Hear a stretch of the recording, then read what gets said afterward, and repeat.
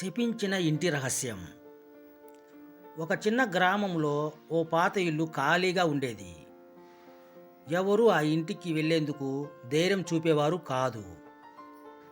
గ్రామస్తుల ప్రకారం ఆ ఇంటిలో దెయ్యం నివసిస్తుందని వదంతులు ఉండేవి.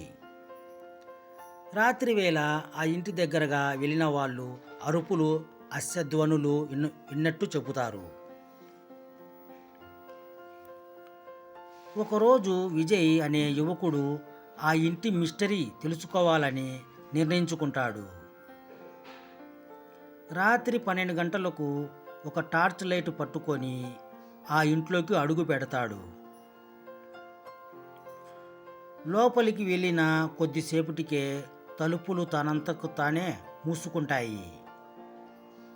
గాలి కూడా ఊదకుండా ఒక నల్లటి నీడ అతని వెనక్కి వచ్చింది.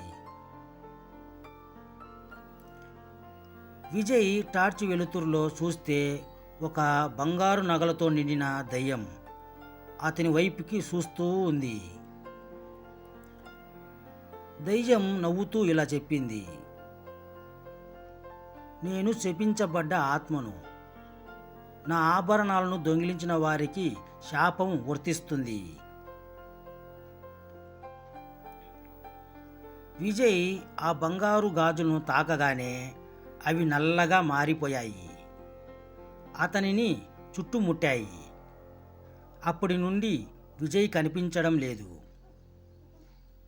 ఆ ఇల్లు ఇప్పటికీ శపించబడినదే. ఈ వీడియో నచ్చింటే ఒక లైక్ చేయండి ప్లీజ్.